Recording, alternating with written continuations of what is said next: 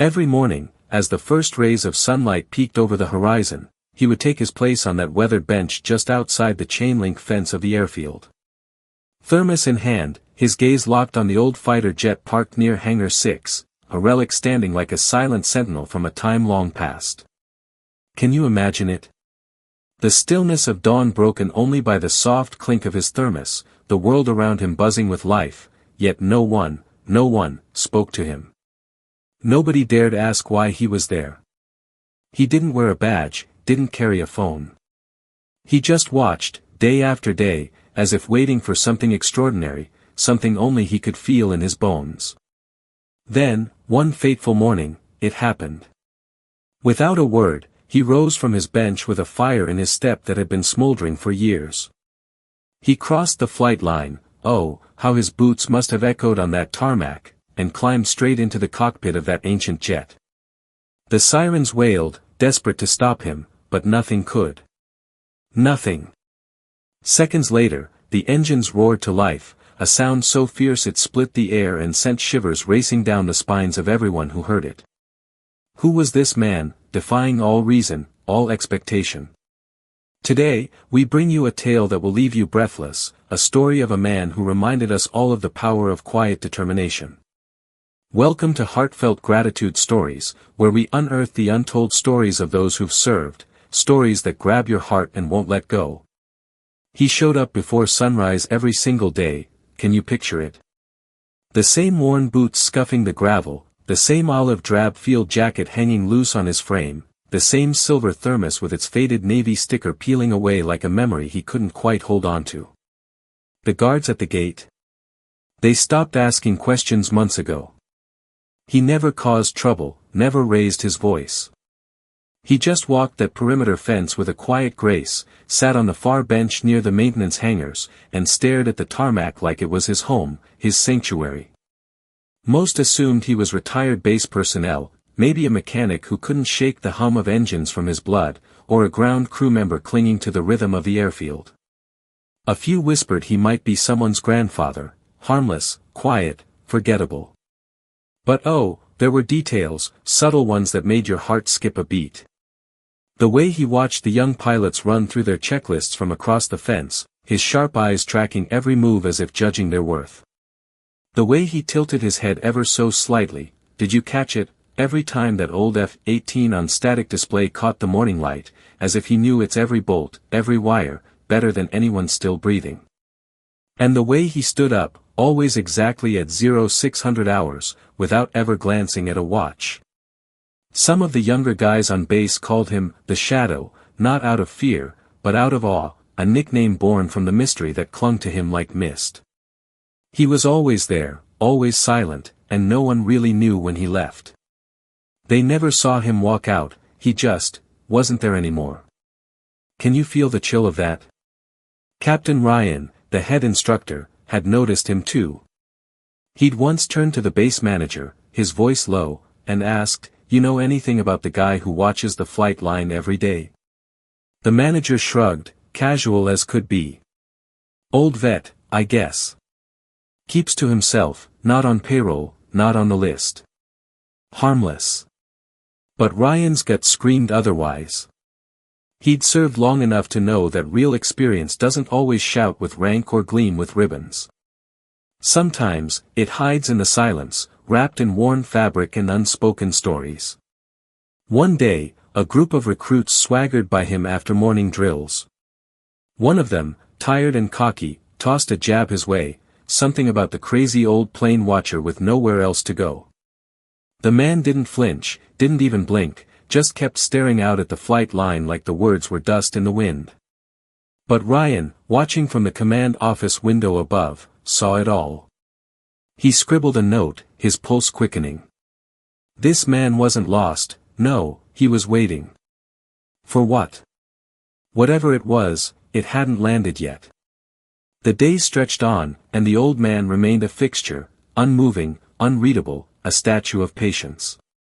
He never crossed that yellow line painted on the asphalt, the one marking the boundary between personnel and restricted access. He just sat, listened, observed. Some recruits started whispering among themselves. Is he a delusional vet? One guessed. Another chuckled, maybe he's waiting for a son who never came home. But it wasn't just bravado anymore, there was unease creeping in, a shiver beneath the laughter. How did he always know when the trainers changed shifts? How did he glance up just seconds before a jet broke off its final approach? Who was he? One afternoon, a maintenance tech named Ramos rolled past him, tool case in tow, headed for the east hangar. Out of nowhere, the old man's voice cut through the air, soft but sure, "You've got a hydraulic leak near your port side actuator." Ramos froze. Did he hear that right? What? He stammered, spinning around. The man didn't even look at him, just nodded toward the tarmac. Ramos stumbled on, heart pounding, confused. But later that day, during a routine inspection, they found it, a leak, exactly where he'd said. The report stayed silent on how it was spotted, but the whispers flew. This guy on the bench? He wasn't guessing, he knew. Another time, during a simulation brief, the projector system crashed.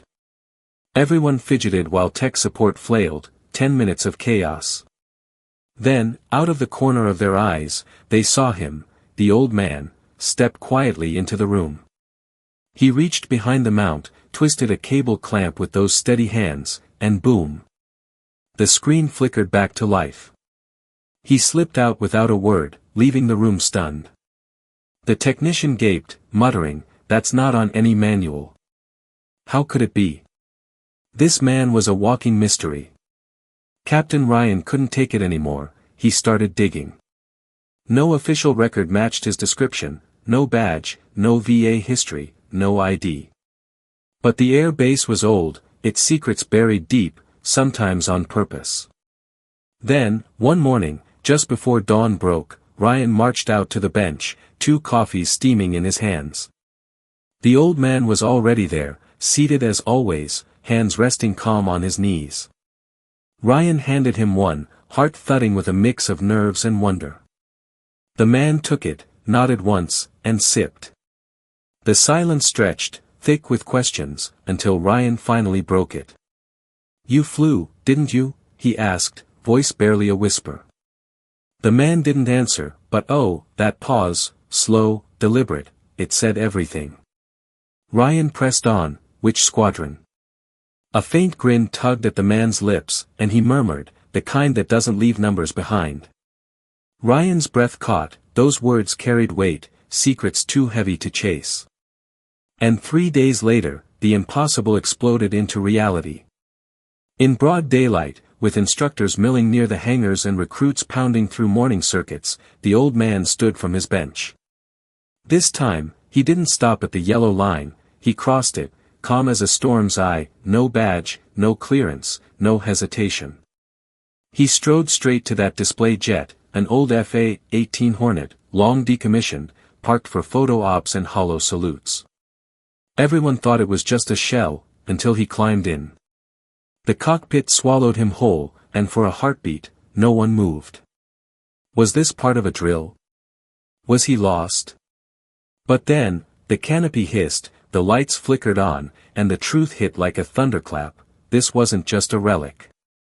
It was alive, and he was its master. Can you believe it? Everyone thought it was just a shell, a hollow relic sitting there, gathering dust and whispers of the past, until he opened the cockpit and climbed in. At first, no one reacted. The moment hung in the air, heavy with confusion. A few instructors shrugged, assuming it was part of some elaborate training scenario, how could they have guessed otherwise? Others squinted at the old man, wondering if he was lost in a fog of confusion, maybe seconds away from a stern security escort off the tarmac. But then, oh, then, he flipped the first switch. The canopy hissed, a sharp, electric sound that sliced through the morning stillness, sending shivers racing down spines. The instrument lights blinked to life, faint, flickering, but unmistakably real. It was as if the old jet itself had taken a breath after years of silence. This wasn't just a display piece, a museum prop for wide-eyed recruits to gawk at. No, this aircraft had been kept operational, can you imagine, maintained in secret for ceremonial flyovers, not active, not armed, but flyable. And he knew it. He knew every inch of that machine like it was a part of him, a long-lost friend he'd never forgotten. A crew chief dropped his clipboard, clang, the metallic crash echoing across the tarmac like a gunshot. Someone shouted, their voice raw with panic, "Hey, hey, get him out of there." But before anyone could take a single step, the old man was already moving, running through the startup checklist with the calm, unshakable precision of someone who'd done it 1,000 times, more times than he could ever count. Left MFD, right MFD, oxygen flow, pressure, every step unfolded in perfect sequence, a dance of muscle memory and quiet confidence. He didn't rush. He didn't flinch. Not even as the base intercom crackled to life, its voice sharp and urgent, "Security to Hangar 6. Code red. Unauthorized cockpit access." The siren blared, a piercing wail that set hearts pounding, and red lights spun wildly, painting the scene in frantic crimson flashes. But the old man? He was already strapping himself in, adjusting the seat with the ease of a man slipping into his favorite chair, a seat he'd never truly left, not in his soul. Then the engines began to spool. Oh, what a sound! It started as a low, hungry hum, a whisper of power that grew, swelling into a roar that wasn't deafening yet but promised to be. The vibration rattled the ground, shaking the very earth beneath their feet, and every instructor turned toward the aircraft, eyes wide with disbelief. Captain Ryan burst out of the command post, headset dangling half on, his voice cutting through the chaos, "Shut it down now." But it was too late, far too late. The ground crew had disabled the override panel years ago, back when they decided this old bird would never move again, its wings clipped by time and neglect. The kill switch. Gone, removed for an upgrade that never came, leaving them powerless to stop what was unfolding. Inside the cockpit, the old man sat calm, focused, a still point in the storm. His fingers brushed the throttle, and with a motion as smooth as silk, unshaken, deliberate, he pushed forward. The Hornet rolled. Gasps broke across the tarmac, sharp and jagged, like waves crashing against a rocky shore. People ran, their footsteps a chaotic drumbeat, and security vehicles screeched into motion, tires squealing as they scrambled to intercept. But the nosewheel was already aligned with the taxi path, guided by nothing but instinct and memory. Can you fathom it? As if the years had melted away, leaving only the pilot he'd always been. The tower's voice screamed through the radio, laced with desperation, "Unauthorized aircraft movement on the south runway. Identify yourself immediately or you will be intercepted." But there was no response, no words, no hesitation, just the Hornet, now perfectly aligned with the runway, poised like a predator ready to strike. Then it happened, oh, how it happened, the afterburner ignited. The jet, once a monument to a faded past, erupted into life with a thunderous flash of fire and motion that shook the air itself. It screamed down the strip, faster than anyone thought possible for an aircraft that hadn't flown in over a decade, faster than reason, faster than doubt. The wheels lifted, the nose tilted skyward, and just like that, he was airborne.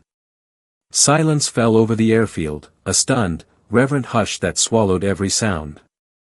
In the control room, nobody moved, their breaths held captive by the impossible. On the ground, instructors stood frozen, statues carved from shock, while recruits stared in wide-eyed disbelief, mouths agape. Then the aircraft climbed, not wildly, not recklessly, but with elegance, with grace. A wide arc sliced through the sky, catching the early morning sun in a blaze of gold just as it banked north.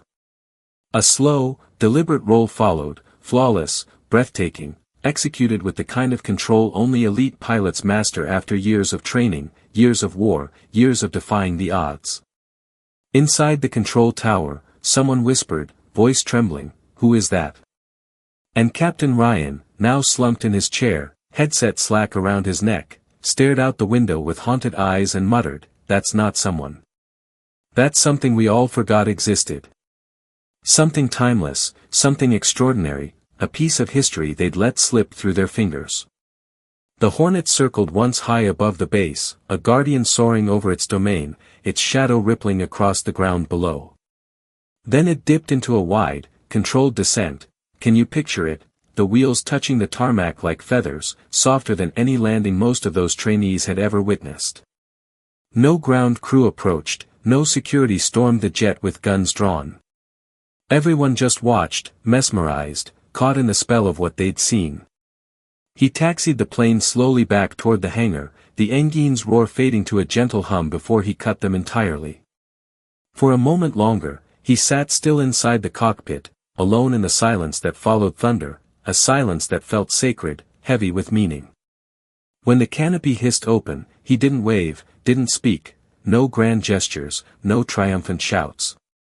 He unbuckled, climbed down without assistance, every movement steady and sure, and walked calmly toward the edge of the airstrip.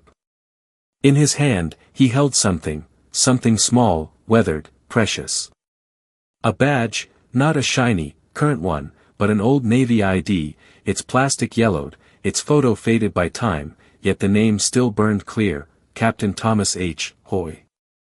One of the maintenance officers whispered it aloud, a soft, reverent sound, Hoy.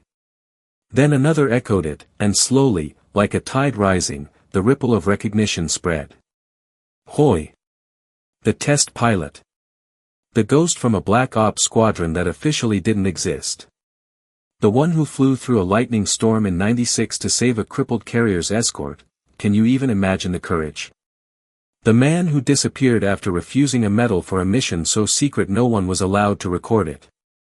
Everyone thought he'd vanished, a legend lost to the wind, but he hadn't. He'd been here, every morning, watching, waiting, a quiet sentinel of the skies.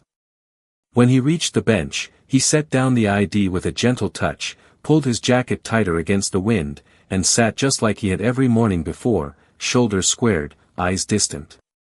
But this time, no one ignored him, no one dared. Captain Ryan stepped forward, his gaze locked on the man who had just made history real again, a living bridge between then and now. He didn't salute, he didn't speak. He simply stood beside the bench and nodded, a gesture brimming with respect, with awe, with understanding. Later that day, as the sun dipped low, painting the airfield in hues of gold and amber, a metal plaque was fixed to the bench. The words shone bright, reserved, Captain T.H. Hoy. You never stopped flying. The recruits who'd once laughed, mocking his quiet presence, now walked a little straighter, their chests puffed with newfound pride. The instructors trained harder, their voices sharper, their lessons infused with purpose. No more jokes, no more sidelong looks, because now they understood, oh, how they understood, some legends don't live in books, bound by ink and paper. They sit beside runways, silent and unassuming, until the day they remind you what greatness truly looks like. I feel a deep, stirring connection to the idea that people like Captain Hoy, so easily dismissed as relics of a bygone era, carry within them a quiet, unshakable greatness that we're too quick to ignore. It breaks my heart to think of all the veterans and elders whose stories sit untold, gathering dust like forgotten treasures, while we rush past them, blinded by our shallow judgments. There's something profoundly wrong with a society that measures worth by noise or youth, rather than the weight of experience etched into every line on their faces.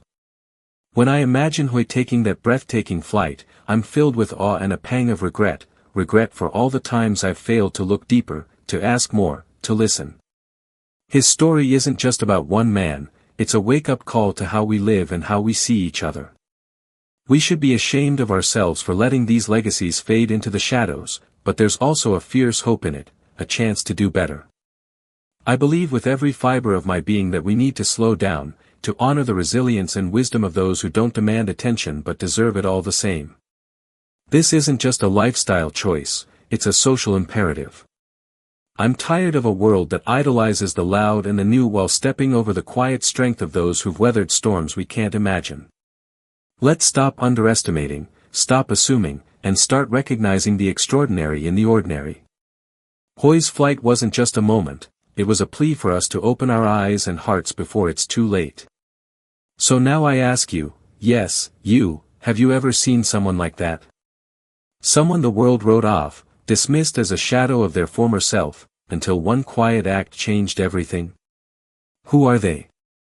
Say their name. In the comments, shout it out. Tell us their story, because here on Heartfelt Gratitude Stories, we believe the greatest heroes are often the ones who wait in silence, patient and steady, until the world is finally ready to see them. Thank you for watching, thank you for feeling this with us. If this story moved you, and how could it not, share it with someone who needs to hear it, subscribe to keep these tales alive, help us honor their legacy, one flight at a time. And next time you see someone sitting alone, quietly watching the sky with eyes that hold secrets, look again. Pause. Wonder. He might just be the reason that sky is still there, vast and free, waiting for the next legend to claim it.